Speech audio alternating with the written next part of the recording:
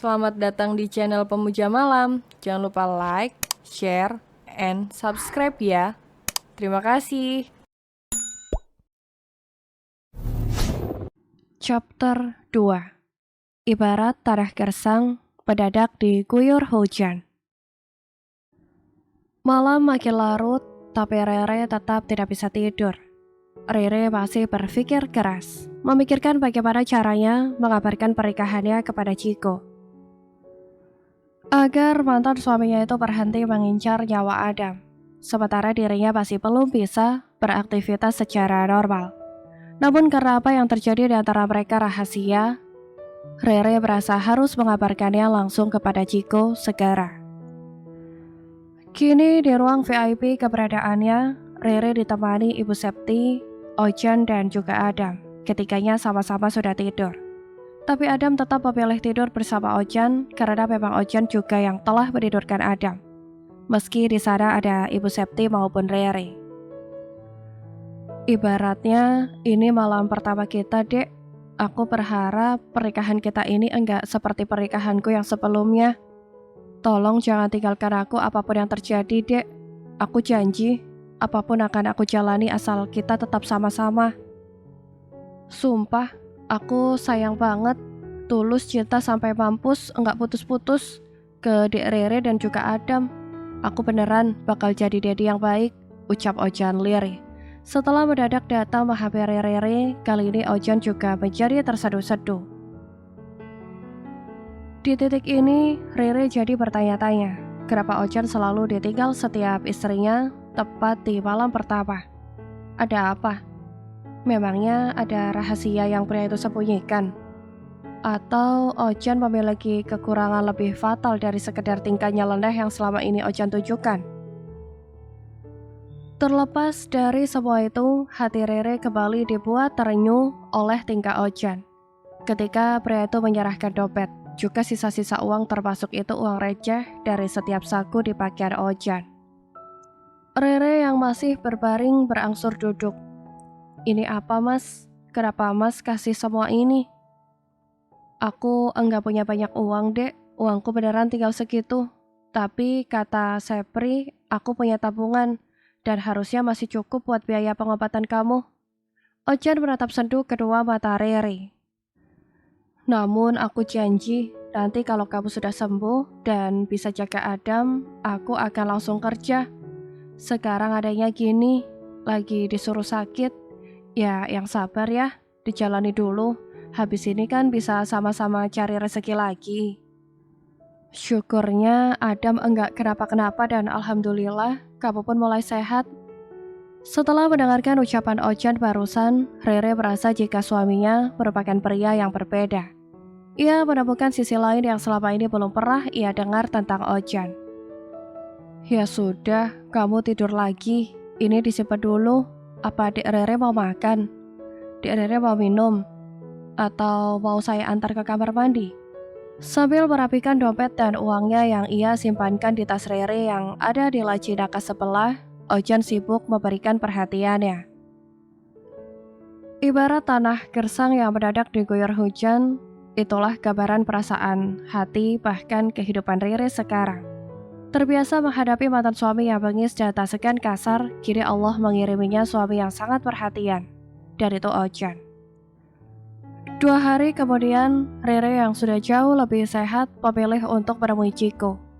Rere benar-benar akan mengakhiri semuanya, baik drama maupun hubungan Chiko dengan Adam, layaknya yang pria itu inginkan. Sampai detik ini, Rere masih bisa mengelabui semuanya, baik itu keluarganya maupun Ojan suaminya, untuk pertemuannya dan Chiko. Pertemuan yang Rere pastikan menjadi akhir dari hubungan mereka. Kehadiran Chiko sudah langsung membuat jantung Rere berdetak lebih cepat akibat ketakutannya kepada Chiko. Namun, Rere berusaha menguatkan diri agar semuanya bisa secepatnya berakhir. Kini, meski belum berani sekadar mengangkat wajah bahkan melirik Chiko, Rere yakin pria itu sudah sibuk meliriknya penuh emosi. Karenanya, Rere yang juga tidak banyak memiliki waktu, sengaja menyerahkan sebuah amplop putih yang segera ia dorong ke tengah meja. Apalagi, memangnya yang kemarin kurang? Hardik Chico meski ia berucap lirih.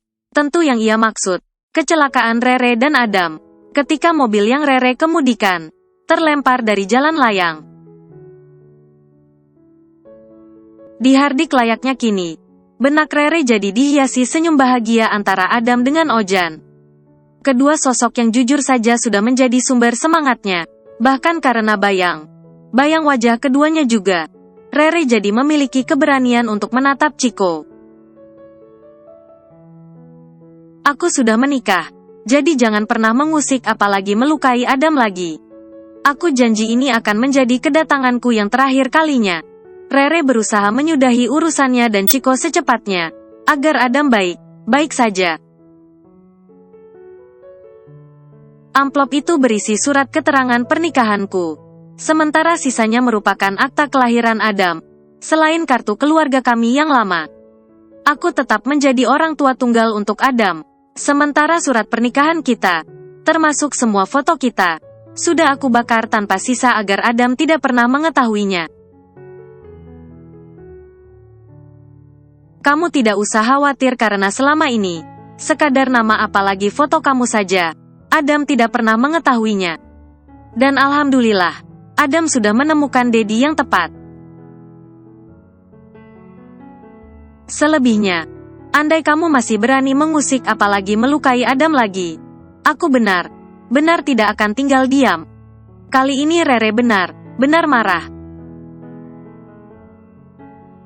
Terlebih jika ia ingat ketakutan Adam ketika mobil mereka terlempar dari jalan layang.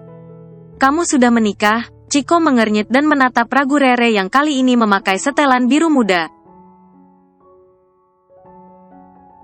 Di hadapannya, Rere yang menatapnya penuh dendam, langsung mengangguk, membuatnya segera memastikan surat pernikahan yang wanita itu serahkan. Chico penasaran, dengan siapa Rere menikah, dan kenapa begitu cepat? Setelah membuka isi amplopnya, yang langsung Chico tatap dengan saksama ialah nama suami Rere. Muhammad Fauzan Abdul, lirihnya sambil melirik penasaran Rere. Namanya enggak asing, batinnya yang kemudian bertanya. Siapa? Orang mana? Bukan urusan kamu karena apapun yang ada dalam hidupku maupun Adam, memang tidak ada kaitannya dengan kamu, tegas Rere. Aku hanya memastikan kamu beneran nikah sama orang, bukan orang. Orangan hanya untuk mengelabuhi aku, emosi Chico meski ia masih berucap lirih. Rere yang telanjur muak, sengaja mengeluarkan ponselnya dari dalam tas tentengnya.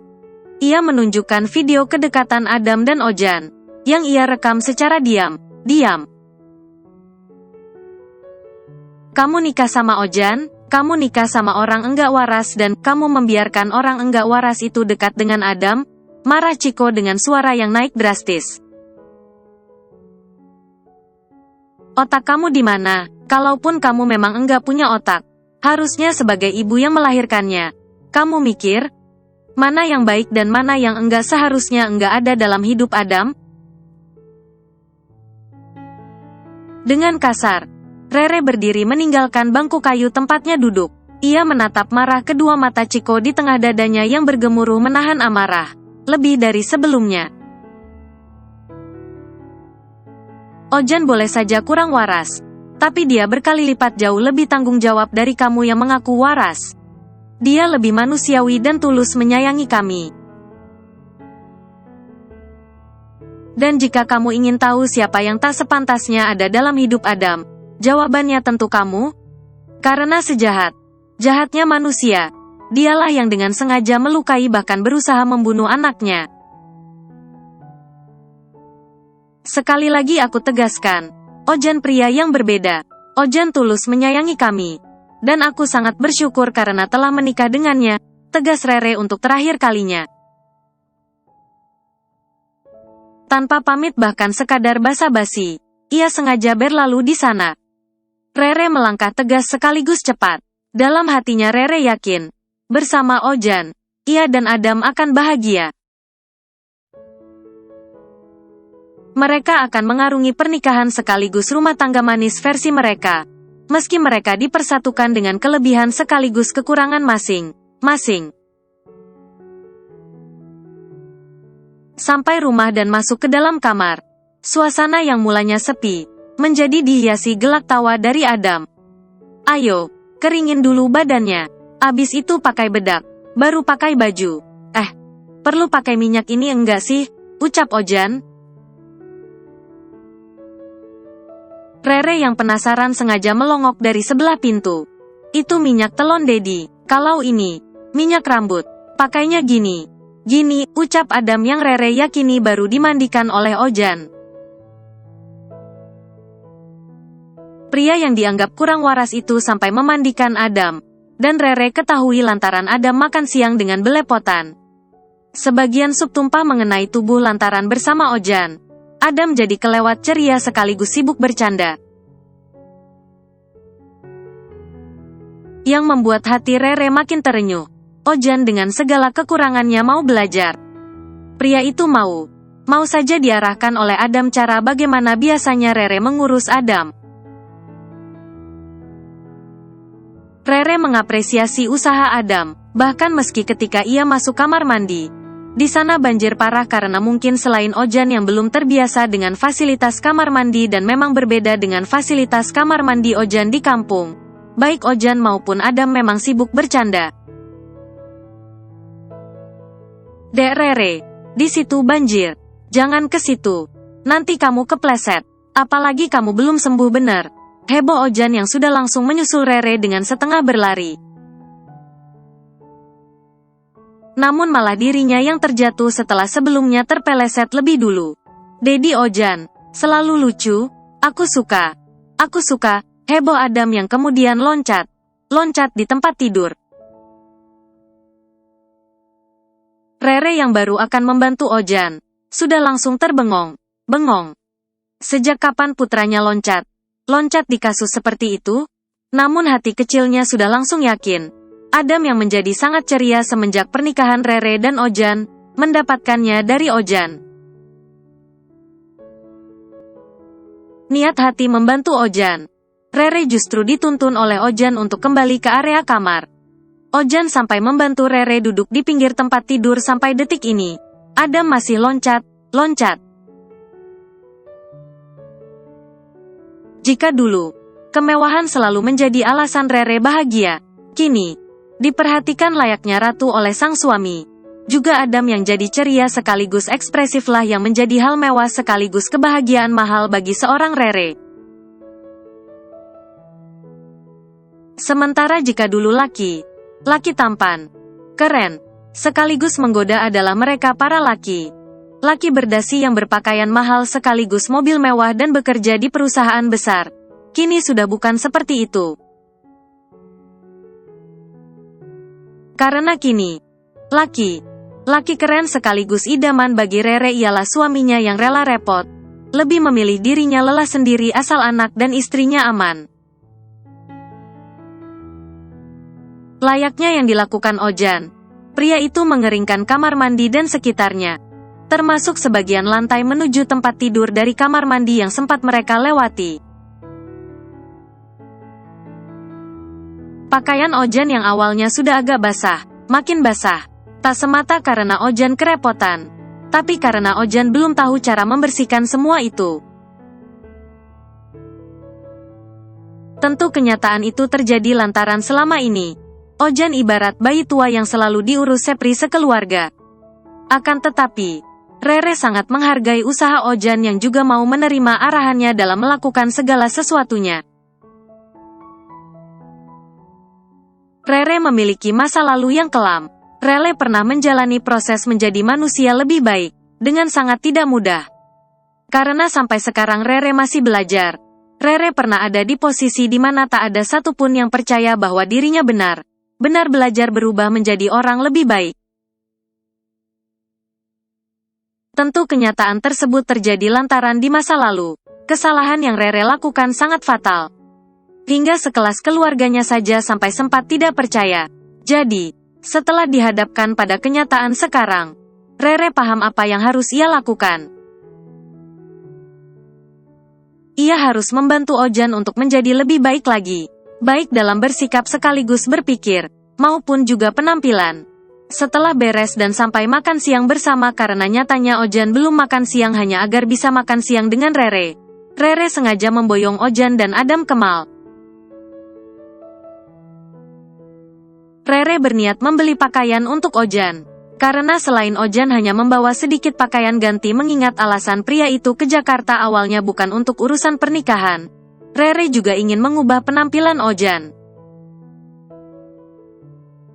Ketiganya ke mall diantar oleh sopir keluarga Rere lantaran Rere belum diizinkan menyetir sendiri. Wah, ini mall? Apa hotel? Kok gede banget? Dek Rere, heboh Ojan kegirangan sembari menatap takjub bangunan megah yang ada di kanan kiri keberadaannya. Bangunan megah saling terhubung dan suasananya sangat ramai. Antara pusat perbelanjaan, hiburan, sekaligus pusat keramaian. Begitulah yang ia tangkap dari pengalaman. Ini mall, Mas. Di sini kita bisa beli apa saja. Beli pakaian, perabotan, elektronik, kebutuhan dapur. Pokoknya di sini bisa beli apa saja. Jelas Rere benar lembut. Ah, masa? Di sini bisa beli apa saja? Nyatanya Dek Rere enggak bisa beli jodoh atau Dedi buat Adam. Nyatanya meski di sini beli apa saja, Dek Rere jodohnya sama aku. Hahaha. Heboh Ojan masih sempatnya merayu sang istri. Tapi kenyataan tersebut sudah langsung sukses membuat Rere tersipu. Selain Adam yang juga langsung terbahak kegirangan. Bergegas mereka masuk dengan Ojan yang tetap menggendong Adam. Masya Allah, mal di Jakarta segede ini ya, Dek. Ah, Sepri sama Jam kalah ini. Mereka kan belum pernah ke mal segede ini. Mal di kampung kan ya, kecil. Enggak ada serumah keluargaku. Lah ini, berasa satu rumah kampung dijadikan mal, ucap Ojan merasa sangat bahagia. Saking bahagianya karena sudah langsung diajak ke mal meski baru beberapa hari di Jakarta. Hati Ojan sampai berbunga. Lebih membuat Ojan bahagia lagi. Rere mau saja ia gandeng. Bahkan meski sampai detik ini mereka belum melangsungkan malam pertama, Ojan merasa santai saja. Kenyataan tersebut bukan masalah berarti karena selain Rere selalu menyikapinya dengan hangat sekaligus manis. Kesehatan Rere memang belum memungkinkan untuk melakukan itu. Mas, sandalnya enggak usah dilepas. Tuh lihat, enggak ada yang lepas sandal atau alas kaki lainnya. Kan? Tegur Rere yang segera jongkok kemudian memakaikan sandal milik sang suami yang berwarna pink. Oh alah iya, apa ya enggak kotor? Kan segede ini, kasihan yang bersihin. Iya kalau orang yang bersihin serajin Sepri. Kalau kayak aku apa Jam, ucap Ojan terheran. Baru pertama kali mengunjungi mal di Jakarta dan itu sudah langsung mal besar. Ia memang belum begitu paham. Jiwa noraknya sudah langsung menonjol karena ia memang belum terbiasa. Weh, Dek Rere, itu ada bule, Dek, Londo, itu Londo, lah, ada orang India juga Dek, widih, negro pun ada, Dek, keren ini, ngemal di Jakarta berasa keliling dunia, bisa lihat orang luar ada di sini. Ini jangan, di sini ada artis, Dek, heboh Ojan benar tidak bisa diam. Lain dengan Adam yang hanya cekikikan, atau Rere yang selalu tersenyum bersahaja menyikapi kehebohan sekaligus keingintahuan sang suami. Dek Rere, aku enggak mau main sulap, ya? Main sulap gimana, Mas Ojan? Itu loh, ngelip, masuk situ tiba sampai mana? Rasanya kalau naik itu, dada sama perutku nyes banget, Dek. Terakhir itu kemarin di rumah sakit. Aku sama Sepri yang sama enggak bisa keluar dari lift. Untung ada yang masuk dari luar. Ya sudah, kami buru keluar. Terus lewat tangga. Pokoknya kalau enggak ada Mbak Suci yang bisa ngelip, kami enggak cobalah. Bukannya merasa pengalaman yang baru diceritakan oleh sang suami merupakan hal norak. Rere yang level humornya sangat receh, jadi sibuk menahan tawa. Rere yang sekadar berucap saja sengaja dijaga, berakhir menangis karena tawanya. Mas, ucap Rere ketika akhirnya mereka yang sudah mulai keliling mal, nyaris melewatkan salon potong rambut khusus pria. Di sana melayani potong rambut untuk bayi hingga lansia. Melihat Ojan yang gondrong karena poni rambutnya saja bisa diselipkan ke belakang telinga, Rere berinisiatif merapikannya di barbershop.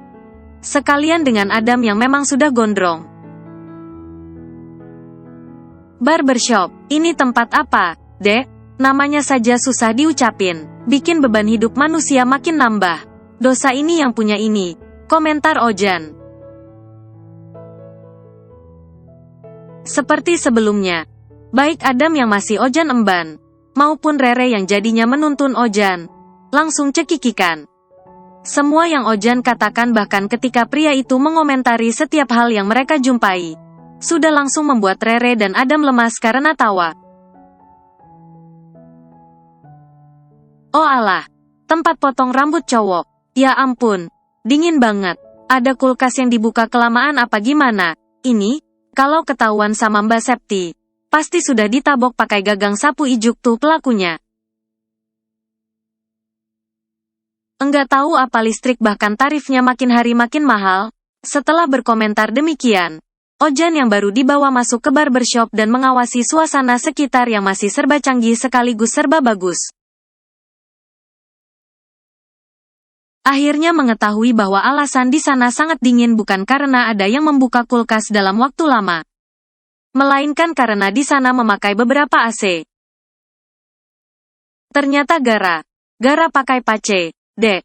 Makanya sedingin ini. Tuh lihat. Tuh di atas sana ada. Sebelah sana juga ada. Kalau gini caranya, kita nginep di sini sekalian bawa selimut sama bantal ya, Dek. Di ruang berpace kan bisa bikin cepet putih katanya. Bisik Ojan pada Rere yang makin cekikikan. Malahan, Rere sama sekali tidak terlihat fokus kepada arahan sekaligus informasi yang ia berikan.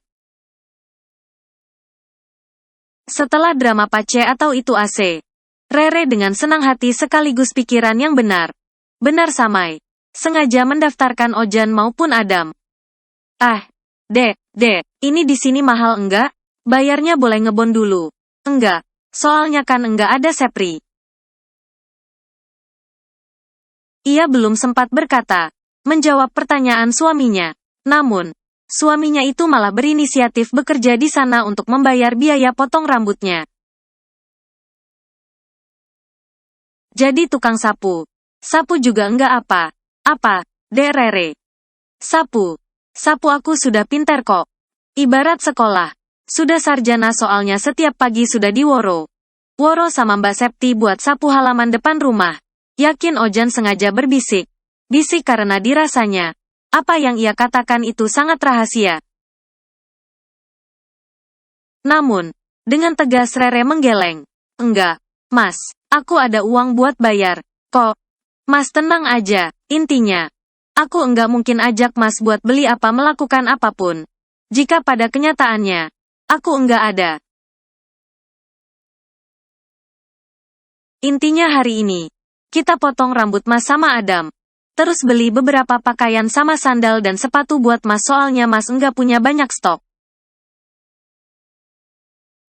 Ojan yang menyimak dengan baik dan memang langsung paham. Berkata, minta Sepri buat kirim baju sama pakaian. Dan semuanya dari rumah saja. Dipaketin gitu biar enggak buang duit. Kalau beli lagi kan sayang duit. Lagi Rere menggeleng. Enggak usah repot. Yang di kampung ya buat kalau kita ke kampung. Bersambung.